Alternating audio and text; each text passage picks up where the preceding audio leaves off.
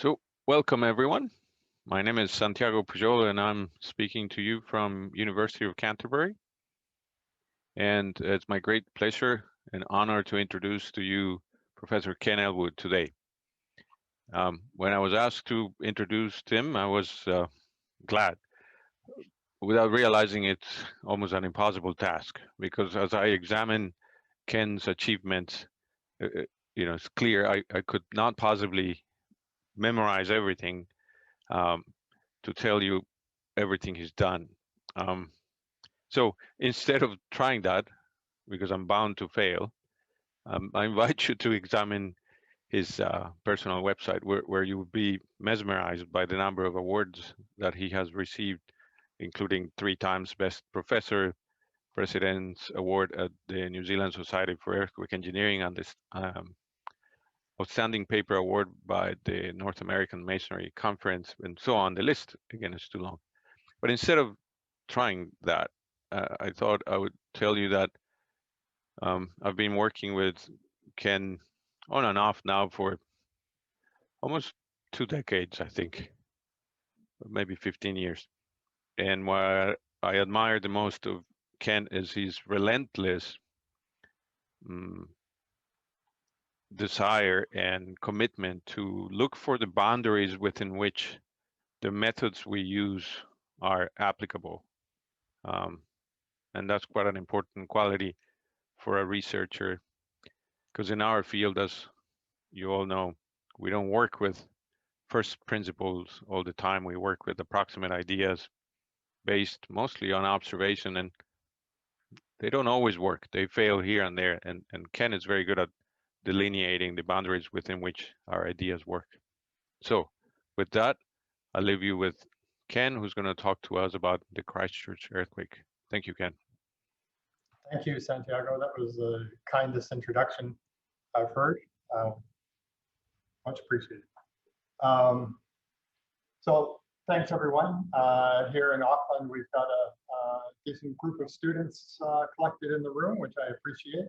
That's this year we've gotten used to lecturing and giving talks to computers, but that's never the same. So I appreciate having people here in the room. And I also appreciate that the group of students here, because my original motivation for giving this talk was really the fact that I know that probably each one of you students who are in the room and online arrived in New Zealand after the Christchurch earthquake. You've heard much about it in terms of its impacts and so on. But how much have you really digested from it? And given the fact that we've just had the 10th anniversary of the Christchurch earthquake, I think it's quite important that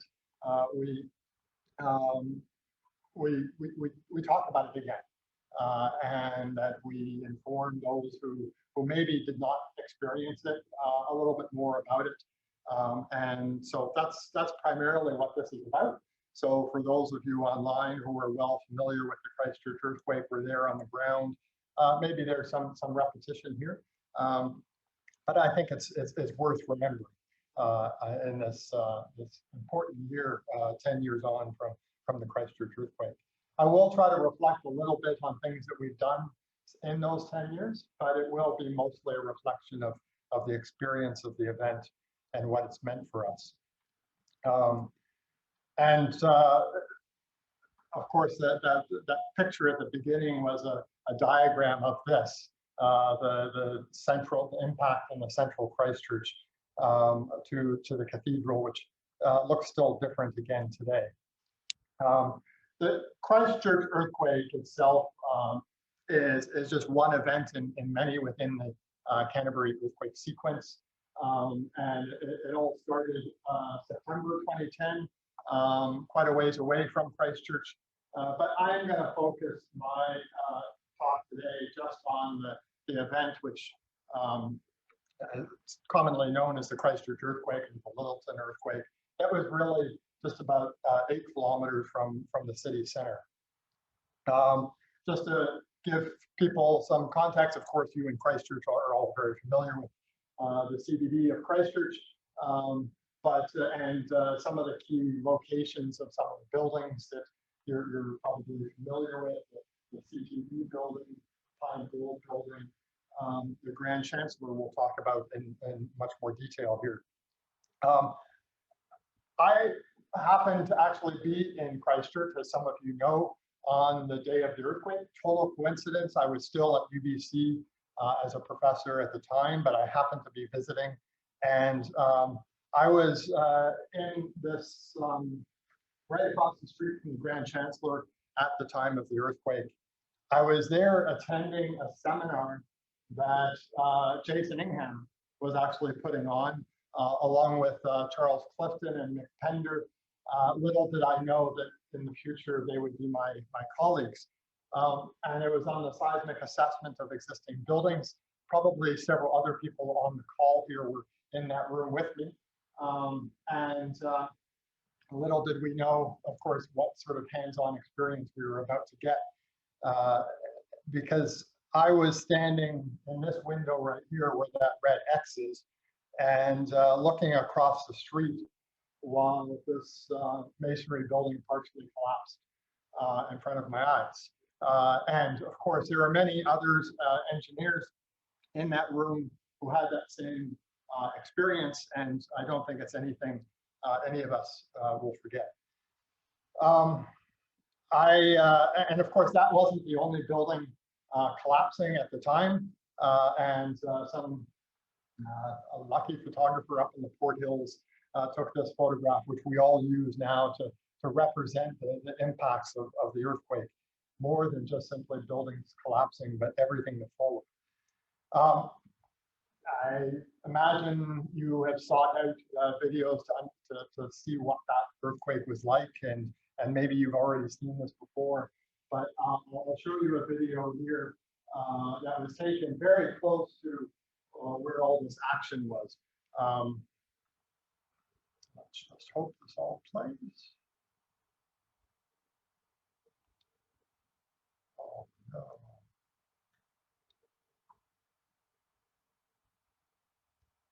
Oh, that's such a shame. Well, I think in the interest of time, I'm not going to try to troubleshoot this. Instead, I will at the end of the presentation, I will try to bring it back up. Okay, but just in the interest of time, I will continue. As we left the hotel, the first thing we saw across the street was the Grand Chancellor, clearly it was on a lean, and we knew that this was certainly a bigger earthquake than what had happened in September. This was going to be big, and I'll come back to talk about this building in more details. This is just simply proof to show that I was in Christchurch. I know it's not the colors aren't the best, but this is a picture taken by Jason looking down Cashel Street. Yes, the CTV building is down here. This was my hotel. Little did I know I'd never get back into that hotel. And I was wearing Crocs at the time. I wasn't expecting to be, I had just gotten off the route and track from tramping. My feet were a bit swollen. I wanted something really comfortable.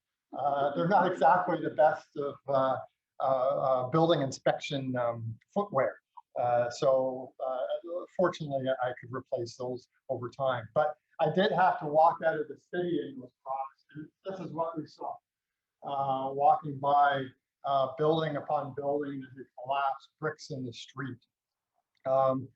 And these images don't leave you once you've seen this. I think the best way to capture that walk through the city and the sort of the impacts that we saw is this montage of pictures sort of before and after. And I think Lisa Moon, for this, she may not realize that she shared this with me way back after the earthquake. And thank you, Lisa. It really does a great job to show the impacts across the city, and particularly the impact on the heritage of the city. So this is a beautiful old building in just south of Cashel Mall before the earthquake. This was after the earthquake. Before and after. Before and after. Before and after. Before and after. Before, after. Before, after. Finally, before and after. So, as we walked through the city to make our way out, we were faced with these images throughout.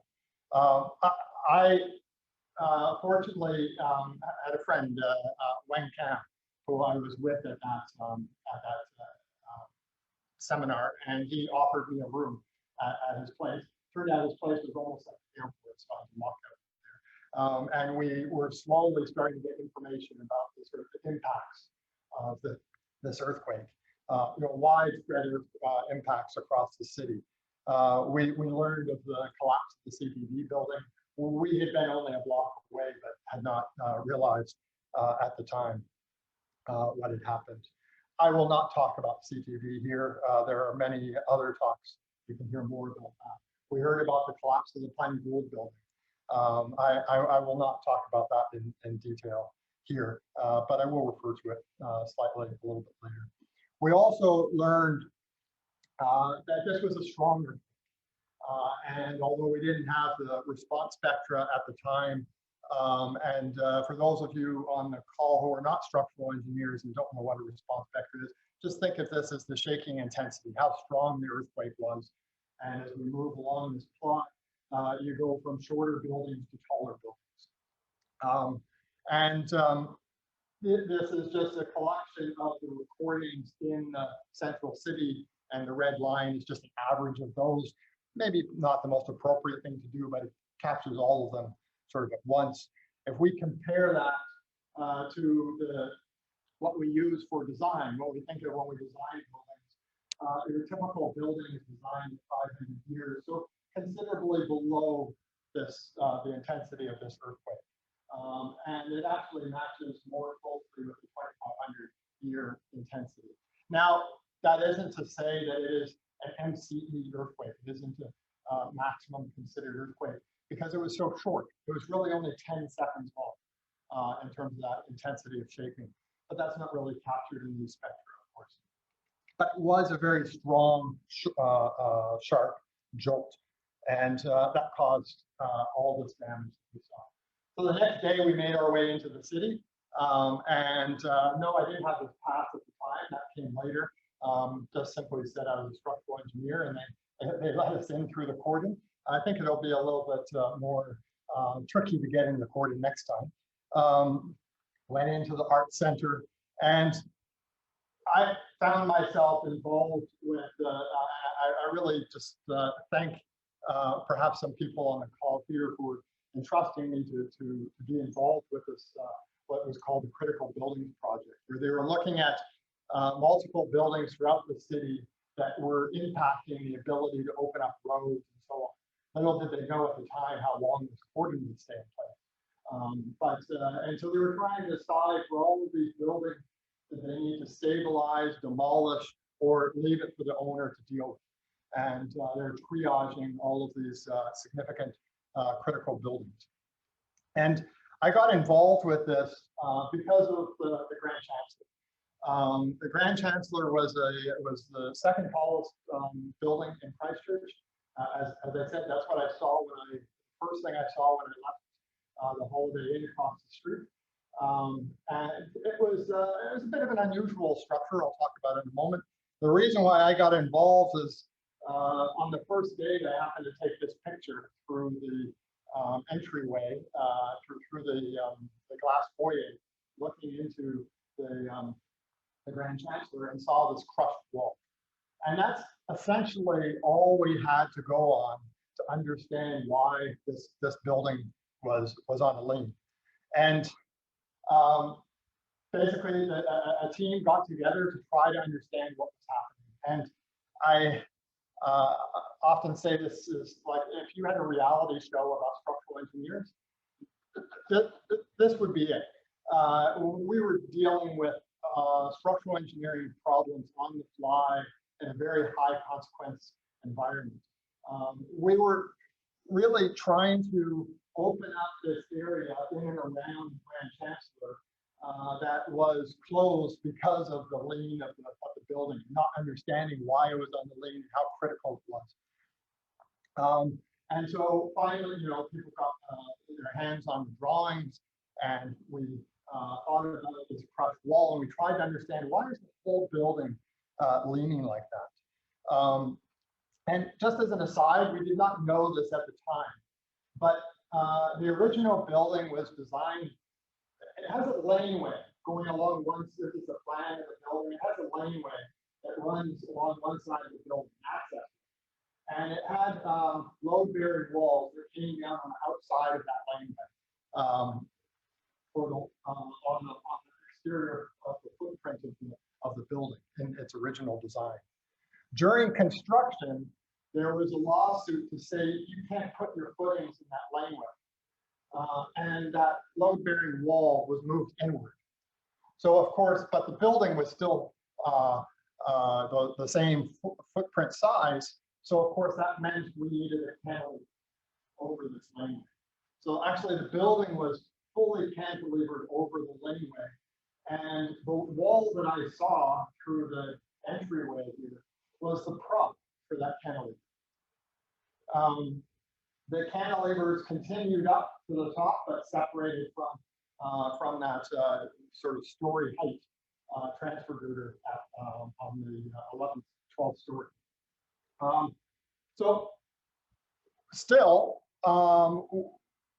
the failure of this single wall here, which is what I showed you previously, does not fully explain why the whole building was leaning. That would explain this side coming down, but we still saw the whole building leaning.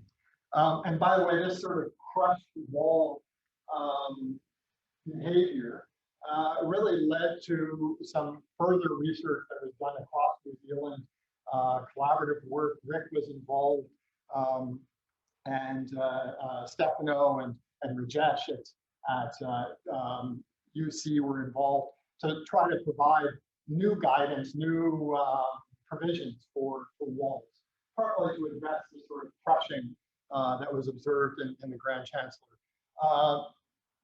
That was great work, and I think one of the things I'd like to see done in the next few years is to pick that up and actually get more of that implemented into our standards.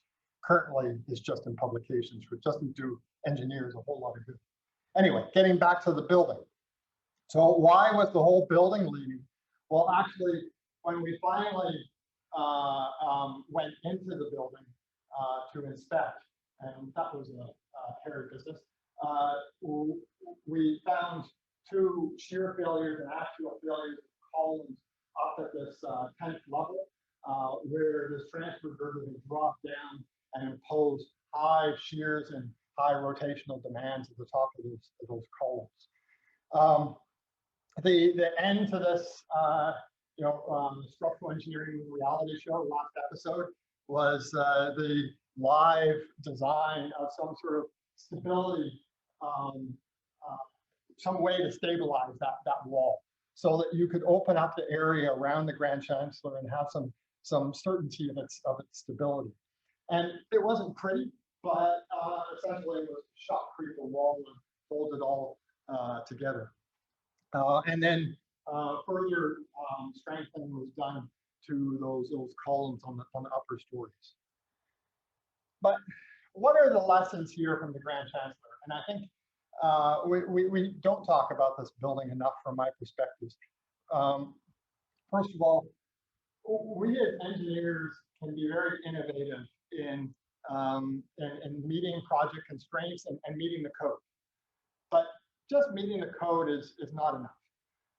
And I think Tom Polly put it really well with the earthquakes don't read the code. And so we need to think beyond just what's written in the standard.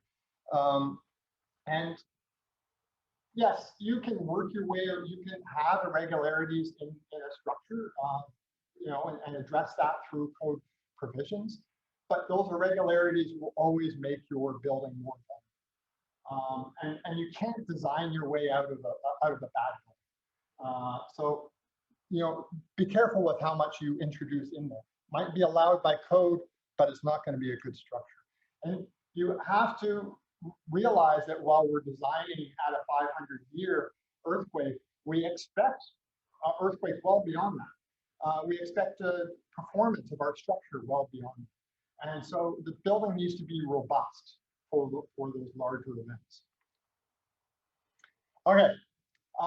In the interest of time, because I probably am already very much pushing my limits, I'm actually going to skip quickly over this one, but because Des Bull talked about it during the QuakeCoRE annual meeting, so many of you are already aware. But what I wanted to highlight was that we often think of precast floors as being a QuakeCoRE earthquake thing and a Wellington problem.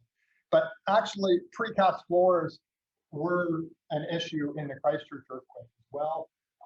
We saw the large separation around the diaphragm, and when you can see daylight between the double T unit here and the supporting beam, you know you've got problems. So, you know, so near loss of seating of this floor. But there was not only damage to buildings like this one with a double T, but there was also damage to hollow core floors in Christchurch. And many of you have heard me complain about hollow core floors. And maybe the sense from Christchurch is that that's not the topic of discussion because there's so many other impacts. And so we didn't sort of zero in. And this was actually only found when this building was being demolished. And there were cracks through the webs of almost all of these floor units as they were taking this building down. What is the impact of that cracking? What does that mean for the residual gravity load capacity of these floors? That's still something we're still trying to understand. What I've shown you so far are all post-1980 buildings. I show you those because we consider those sort of modern design. We introduced modern seismic design in the early 80s. And so those really should be influencing our, you know, we should be reflecting on those in updating our current standards. But of course, there was lots of damage to pre-1980s buildings. And these are just a few of those examples here, and there are many others as you walked around the city. But perhaps actually the biggest question is, why were those ones just damaged, but did not lead to the full collapse mode that you see here in the Pine Gould building? And so I really think our challenge with existing buildings, with these older concrete buildings, is to distinguish this guy from this guy. The one that collapses from the one that's badly damaged but does not collapse. And why do we need to do that? Because we need to grapple with a very large inventory. Here in New Zealand, it's actually a little more manageable, but still large inventory of such buildings. We really need to be able to refine our tools to distinguish these types of buildings. And this is a place where I think the profession has made great strides since the earthquake. With the introduction of the seismic assessment guidelines, this was a huge step forward. And then further evolution of the concrete buildings provisions means we have sort of the latest understanding of the performance of these buildings implemented in a guideline that allows us to do the assessment. Now, particularly those of us who are from research know that we're constantly still learning. And so we have to have the ability to do this sort of update. And this is something that is challenging for engineers who and for regulation, where they don't want to see that benchmark changing every day. So one of our challenges ahead of us is how do we put our latest knowledge into these guidelines, given the fact that a changing goalpost is not a desirable thing for the engineers, or particularly for building owners. I always have to stop myself when I show pictures after an earthquake and say, because the camera is always drawn to damage. And so you go to an earthquake, you take lots of pictures of damaged buildings. But in fact, between all of those damaged buildings, there's tens, 20s, hundreds of good performing buildings.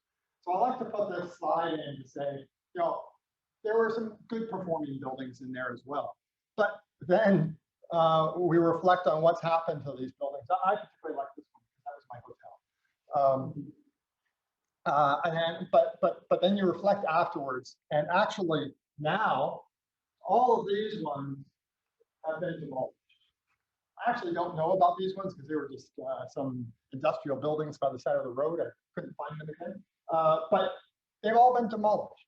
So apparently there was some degree of damage that led to the decision to demolish these buildings. And those weren't the only buildings that were demolished.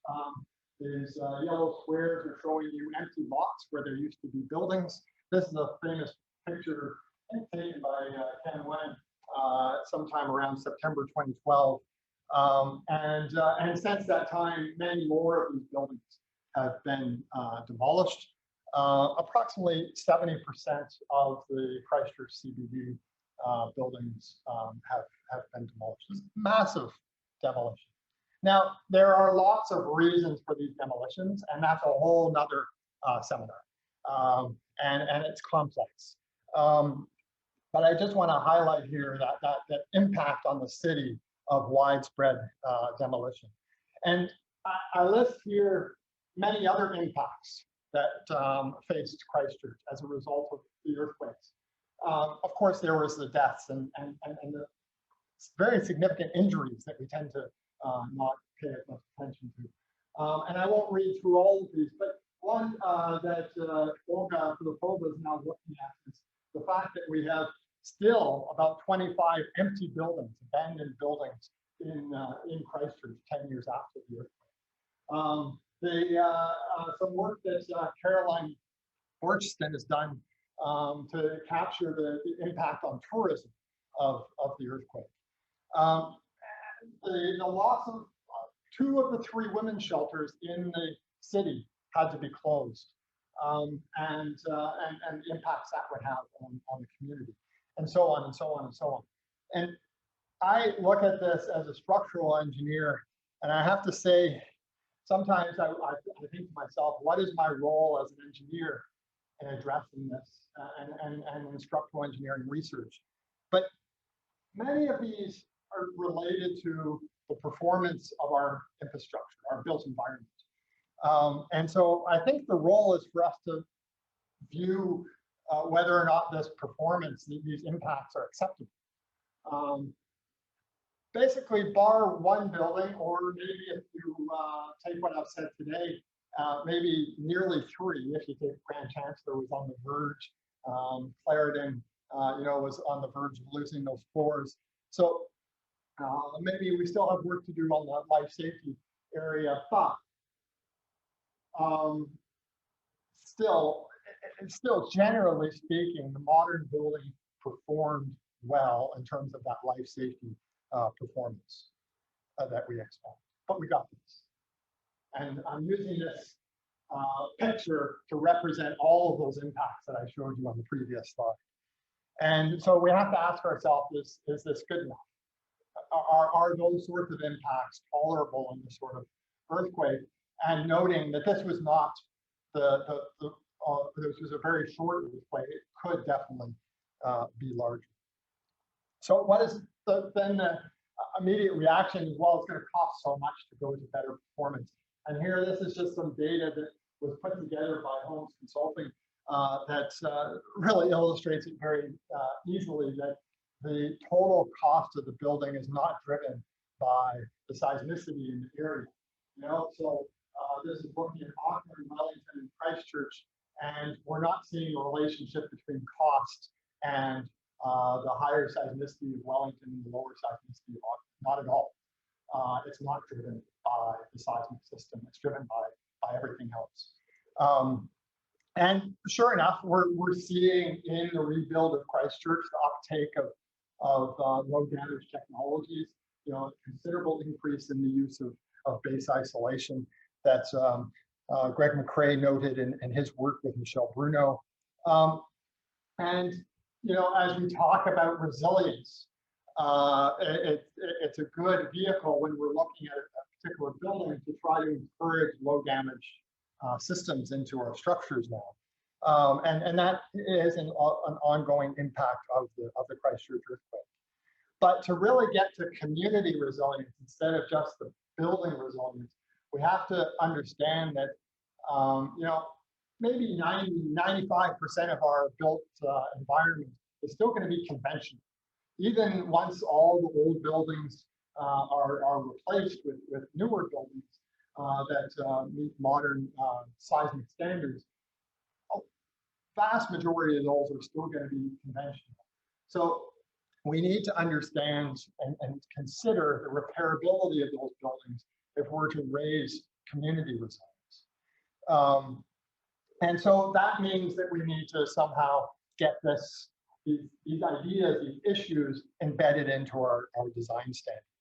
And there, I invite you to pay attention in the next few years. I think the next couple of years are going to be really critical in terms of how we start to get these ideas that have been percolating in our minds since the Christchurch earthquake, since for 10 years.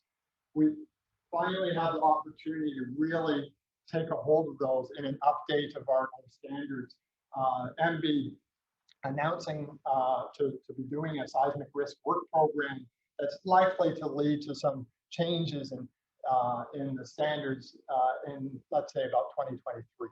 And with the National Seismic Hazard Model underway, this is really an exciting time to be here in New Zealand. I just want to end with how the earthquake has changed my personal focus and from a research perspective. Really, it was a culminating point that changed me from focusing really solely as a technical structural engineer to realizing that this problem that we're dealing with is really multidisciplinary. It's changed me from focusing on design and assessment before the earthquake to thinking about how are we going to deal with these damaged buildings post the earthquake, and how should that inform the design before. It's changed me from thinking just about the life safety criteria to thinking about repairability of these buildings. From structural response to more about the impacts.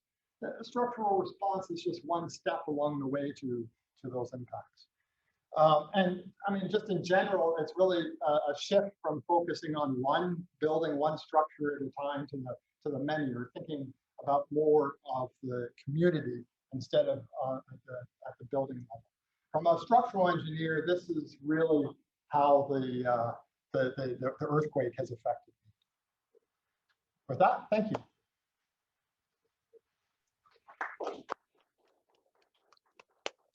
Little bit over time. Thank you, Ken. No, well, almost perfect, I thought. Questions? If there's questions in the room, I will, here in Auckland, I can repeat them. Otherwise, welcome questions online. I have one to maybe give people some time to formulate theirs. Ken, if I may? Yes.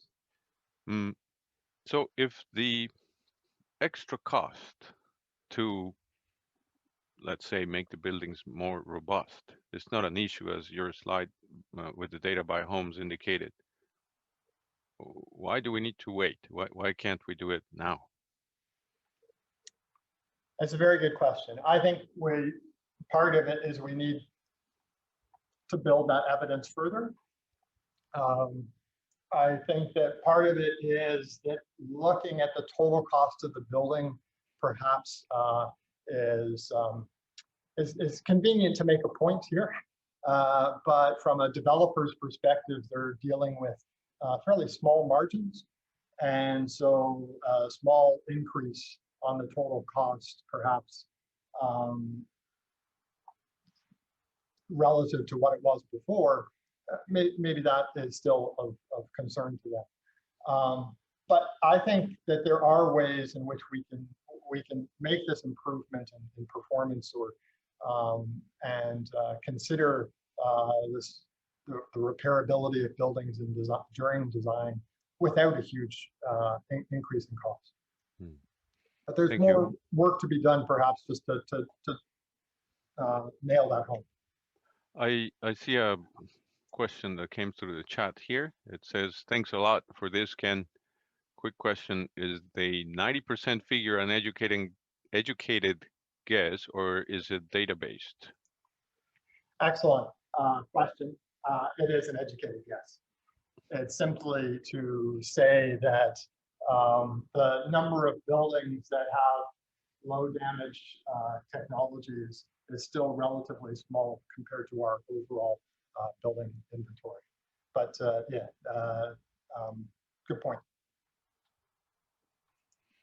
Other questions?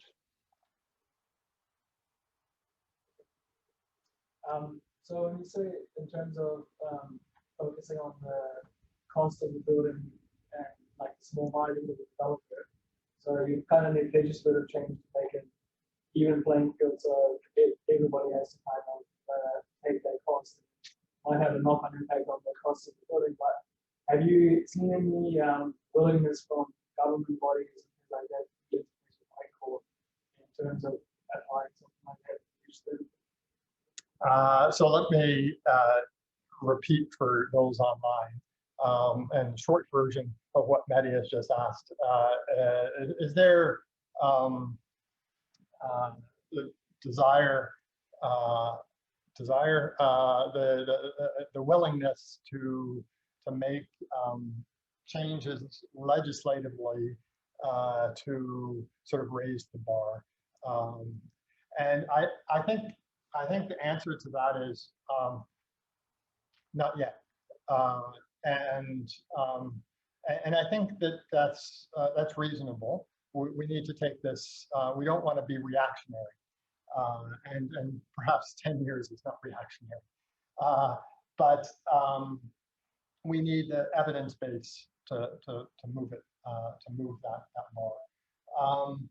And part of that is about really understanding. We're talking amongst ourselves as engineers, as earthquake resilience researchers, who have, perhaps developed the sense over time of working with the outcomes of this earthquake. But we're not the ones to make that decision. And we're not the ones to bear the cost of that decision if there is much of a change cost. It is the public, it is building owners and so on. And so what we really need first is to understand what are the expectations of the public, public in quotes, for the buildings, the built environment. And there is work being done now by NZSE on a project funded by EQC, a resilient buildings project that some of us are involved in, where they're trying to understand exactly that. And I think with a bit of that evidence base, then we can start to move forward. But that's where that's where the multidisciplinary aspect of this comes in. That's not an easy thing to put a number to. There are going to be interviews and so on to try to assess that. And so there's always a bit of debate when things are not as crystal clear as they might be with numbers and engineering. So it'll take a bit, but there's a willingness to understand, to appreciate to take a look at this question and change if necessary. There is also a desire to sort of push the voluntary higher performance, right? So try to explain for owners why they should invest in higher performance, and that's been done. There's been this low damage design project that's been funded by MD for the past few years that is coming to completion soon, and that's really to try to give the tools for engineers to encourage that voluntary higher performance. And in the end, we're going to need sort of a combination of the two. Whether we see the step up in performance or just simply a refinement of how we approach sort of code level design, it's yet to be seen. We're getting quite a few questions here. Can we have answer shorter? Yeah, because not sure if we're over time or we were supposed to go until 11. My calendar says 10:40. So let me at least give you the next question that says, yeah, that many of the buildings did well but got demolished. Do we know why? Like I said, that's a whole nother seminar. And it is complex, and probably the greatest driving factor there is really insurance. But as I said, that's another seminar that I would be glad to give at a later date. Okay, let me summarize the next one. One of your slides said something like, "Can't design your way out of a bad building." With the strengthening requirements that we have, are there many bad buildings that can't be improved? That's a good question. I was referring there to the new design of a building where you really have more flexibility as to what you're doing, and so you should try as much as possible to achieve a better, less irregular system from the beginning.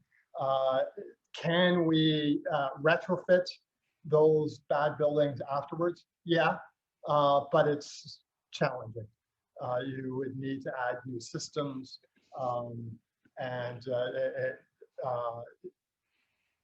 yes, the short answer is yes, you can retrofit those systems afterwards. Here's a very good question from Asha Pancha that says, this discussion about the extra cost, should it be a discussion between structural engineers and clients? Yeah, it is a discussion that is happening between structural engineers and clients. And that is exactly the focus of the low damage design project that is currently being wrapped up now. I think will be discussed to a degree in a plenary during the NZSE conference next month. So yeah, I encourage you to attend, to look into that project for more background there. And here's one more, maybe the last one. There are the new assessment guidelines that you showed us. Are they good enough to tell the buildings that collapse from the ones that get damaged but don't collapse that you mentioned? They are a step towards that, I would say. But actually to fully achieve that challenge, I think is a task of continual improvement.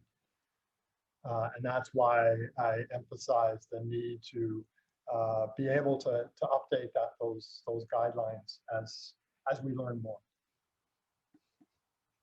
Great. Well, so according to my calendar, we are at the end of our time slot here. So with that, I'd like to thank you, Ken, for a great presentation and an excellent reminder of what happened in this city where I live now, that is quite sobering. Thank you, Santiago. My pleasure. Thank you.